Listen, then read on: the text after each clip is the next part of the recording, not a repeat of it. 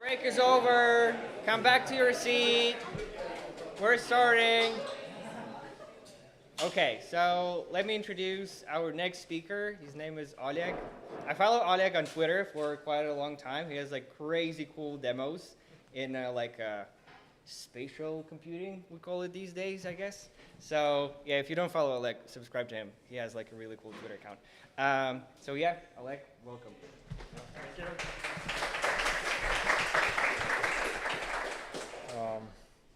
First of all, thank you for inviting me. And yeah, today I'll be talking about spatial math for, essential math for spatial computing.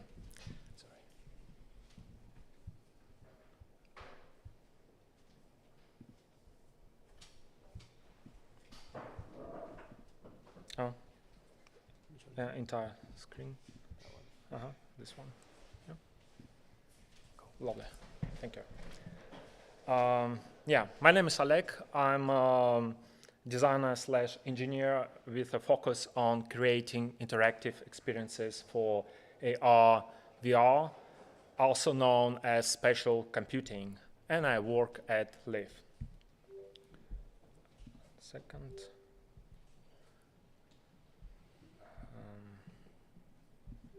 Okay. Sorry, there's technical issue.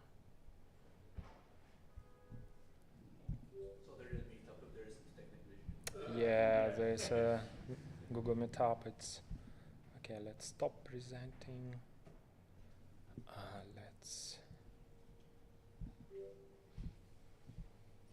Okay. Sorry. This is my deck.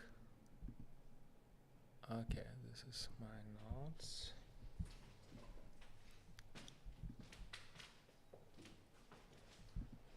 Nice.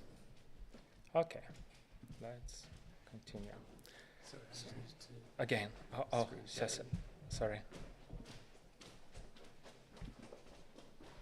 This one?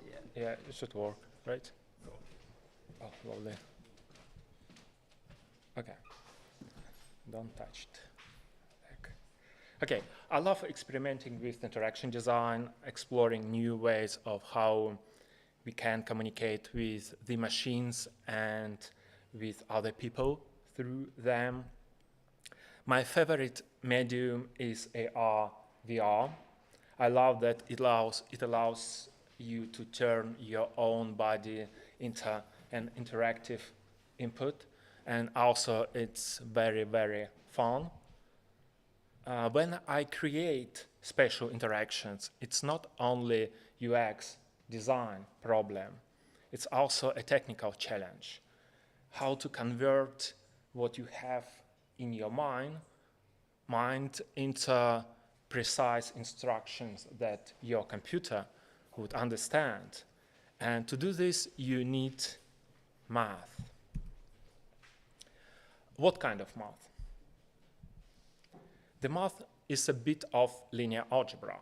Sometimes people call this subset vector math, and as the name suggests, it's a math about vectors.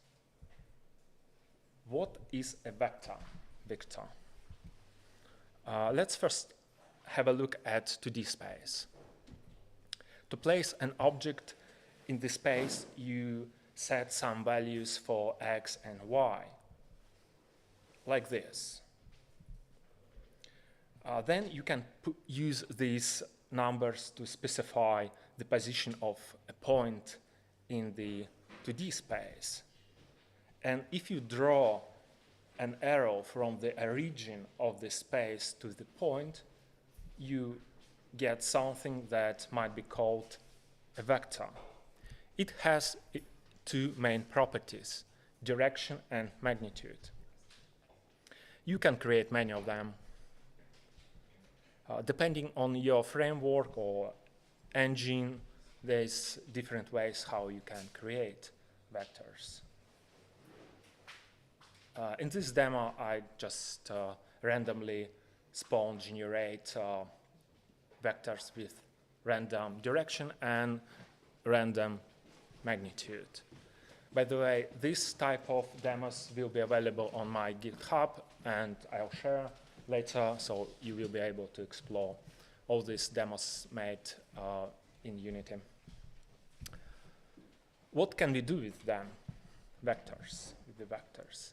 Essentially, there are two main things we can do with them: addition and multiplication. Like this. Let's talk about vector addition first. When you add one vector to another, you apply addition to each of its components. X plus X, Y plus Y, and so on. Like this. Geometrically speaking, if you add one vector to another, you add the tail of the second vector to the head of the first one, like this. And the result of this is a new vector that points to the head of the second one. In code, it looks something like this. You just use plus operator. And if you look at this demo, you might see that, oh, this kind of looks like a motion, right? Some movement. And this is essentially how you create motion and do all these simulations. It's just vector addition. Of course, you can apply some formulas from physics to achieve certain types of behavior, but in a nutshell, it's just vector addition. Examples.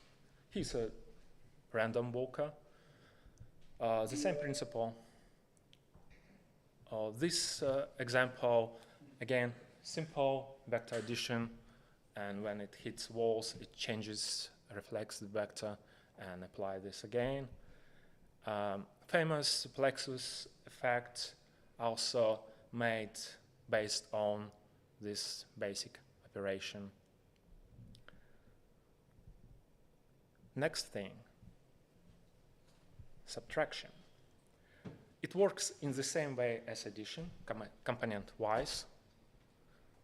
So, and it has a very interesting and important spatial property.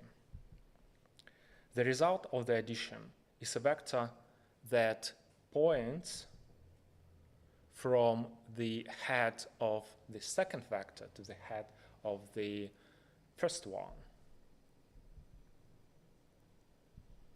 This is particularly useful when you need to know the direction from one point to another point. Like, for example, the direction towards a player for enemies. Or you want to rotate your UI to face your user. And since a vector has a magnitude, you can always specify the distance between two objects. So you can, for example, trigger some functionality, etc. In code, it's, again, simple minus operator. And this is how it might look in 3D space. Examples. This is the common technique. You subtract the position of your head from position of your hand and use this as a direction to change orientation of UI panels in this way. So in this case, I'm sure that it will face properly user's head. The same principle, you have the direction from your hands to your head, and you use this to calculate the position of the, in this case, for maximized version of this display. The same technique, so it's quite common among spatial interactions. So simple but very powerful way to do this. Our first multiplication, a vector by number multiplication. Sometimes people call it scalar multiplication or just scaling. So, and you can see why. So essentially you use this number to multiply, to scale each component of your vector. And you get the result. In this demo, I generated a bunch of normalized vectors. A normalized vector is a vector that has magnitude equals 1. It's quite useful. And here you can, in top left corner of this screen, you can see what kind of scalar I applied to the vectors for each of them. And you can see that despite they change their kind of size, they stretch itself, the direction is the same, right? It's very, very important property. So I use this technique to, for example, use animations for this destroying kind of cube stuff for my early version of Voxel XR. It's a Voxel editor in VR, my pet project, and it's my volume UI library, and I used scaling for vertices of this backplate. So you can see in vertex shader, I just stretch this. So, and this is another example also from this library. I use the value from the pressing the button to drive animation for the objects. So I have this from 0, 1 value when you press things, and then I multiply the elevation vector for these objects. Now it's time to talk about vector by vector multiplication. First, let's meet dot product. The key thing to know about dot product is that the result will be a single number. Like vector addition, you multiply similar components of the vector and then sum them up. Fun fact, by the way, dot product is a special case of matrix multiplication. So the result will be a 1-by-1 matrix following the definition. So, which is kind of useless knowledge, but anyway. This is what Wikipedia might tell you. It might seem scary, but again, nutshell, it's just simple first grade math. So in real life, you don't need to implement this calculation. You just use methods that provided by data structures you use. But it's always useful to know what's going on under the hood, since it helps you to develop your intuition about what's going on. So dot product has a bunch of really neat properties, but the coolest property of all of them from spatial interaction design perspective is this. When you multiply a normalized vector, target vector, by another arbitrary vector, you get some kind of scalar. And if you use the scalar to multiply it with the target vector, you get a projection vector. So, which essentially a vector, a shadow of your arbitrary vector on the target vector. So this vector, this projection lives in the space of your target vector. It's absolutely neat and super useful. And let me show you the usefulness of this. For example, for this particular interaction, I projected my hand movement on the forward vector of the menu. It gave me dot product, which I then used to define which of these elements I need to activate. Moreover, I used the property, the dot product, to drive the animations as well, to make it feel very natural. So I don't like programmed animations. I like when everything responsible, fluid, and follows your actions. The same principle, but in this case I converted it into a rotational movement. So, and again, used to specify which of the items I need to select. Another example of the same thing. So, okay, here's our final boss, a vector by vector multiplication that gives us another vector. It's called cross product. This is how you get cross product using your framework. And it has usually it's applied for 3D vectors. And the result of this multiplication is another vector which is perpendicular to the given vectors, the vectors that you multiplied. It's super useful when you need to recreate space in which 3D space in which the vectors operate. For example, here, right? As you can see, I recreated the plane using just finger bones, right? And then, knowing I already have plane, I can use this to create the normal, a vector that's perpendicular to the plane. And then I use it to specify the rotation of this display, its position, and all other things. So absolutely incredible things. And sometimes you also can use this to optimize memory, right? Because you can calculate the dot product, cross product analytically. You don't need to store the data because calculations cheaper than access to memory, right?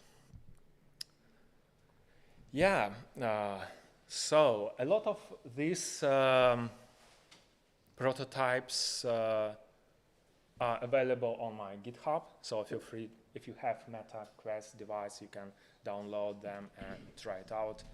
So yeah, thank you very much for this, for listening to me. Yeah.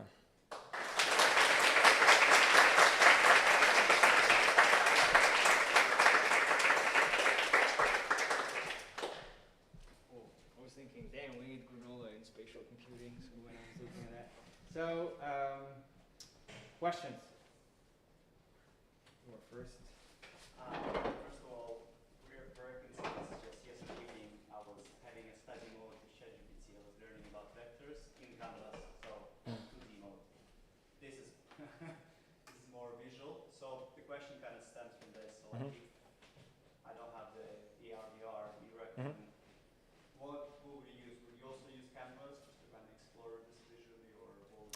Oh, this is oh, this is a good question, first of all, and thank you for asking. There's a bunch. Initially, I started learning this stuff by following Daniel Schiffman. He wrote a great book called The Nature of Code, and this is essentially about vectors, how you can use, it uses P5 JS library. So, and they tried to emulate physics, natural phenomena in a fun way. And I think this is very important, that it should be fun. Otherwise, it's really hard to tackle without having emotional kind of attachment. So, yeah, there's another authors like Freya. She have a great course about vectors and general game development, how we can apply math. 3 blue, 1 brown, also kind of popular source. And this is particular if you're curious about 3D. It's an interactive website, and you can learn. It's a little bit academic, I would say. You need to go through a lot of proofs, but it's amazing thing, and it's interactive as well. So you can really visually to get this what's going on. Yes. questions? Well, so the question I was going to ask is, how would you suggest learning more about this? But you just absolutely. I seized this opportunity. Sorry, I just No. thought how to optimize the time of my presentation. It's where everyone does. Yeah. The main thing to remember, it should be fun. Yeah. For example, a lot of people learn kind of complex stuff just because they wanted to play games or create games. Like, right, you have this childish kind of desire to create something fun, and then you're like, okay, how to create this cool things? And this is because otherwise, if you in the university and you're learning this without having this fun, probably it's in one ear in, another out, right? I remember learning this back in sixth form, vectors, and I just exactly. Yeah. This is how they're supposed to kind of to teach us in schools, create video games, right? Have fun. Just wanted to chime in. For folks who want to learn the nature of code book from Manchester, there's a book club where they go over it like chapter by chapter, and it happens in South London. I can like share the link with you. This is awesome. Yeah, but Yeah. so they just pick up chapters and they learn together. Yeah, it's an amazing resource. It's super fun. Just Thank you so much for sharing the magic behind your work. Nice. It's incredible to learn how simple you start and how amazing is your results. But my question is, when wouldn't you use this approach, like starting with math? What would be the alternative, and why would you choose an alternative? Or is it go-to for every single project you go? yeah, it's. I think after many years, it just became the second nature. So, yeah. Sometimes, again, depends. Usually, it's related to very high fidelity implementation or probably production-ready code. But yeah, for prototyping, I just use tools like ShapeXL, right, Gravity Sketch. Sometimes you just have a ruler, right, origami, do some origami stuff, and yeah, it's yeah. Usually, I use this stuff is related to my implementation phase, but at the same time, it creates a good mental model of the world. So it doesn't matter, for example, which game engine or framework I would use. It really doesn't matter because you understand how to create these things. So you can do this from scratch, and you know that, okay, I use this framework or engine because it saves some time. I don't need to implement these structures or algorithms. So very useful. And everything is a matrix as well. Kind of. Really. All right. All right, the last one, gentleman over there. Thanks. Thanks for the talk. I get the impression that LLMs and AI tools are very good for getting what they're doing with 3D. I'm just curious what AI tools, if any, you're most excited about working with, or that you've used, that you recommend when you use this kind of thing like spatial computing. I use essentially I use LLMs as a replacement of failed Google, right? Because it doesn't work. I kind of forced to use LLMs to find some answers or a quick summary for documentation. But yeah, to be honest, I do not use for generation code or 3D assets. I just prefer doing this by hand, because I believe that doing this by hand, you increase your involvement with whatever you do. And it's always, people can see, okay, they cared about the product, or they just use whatever, downloaded something and just sold.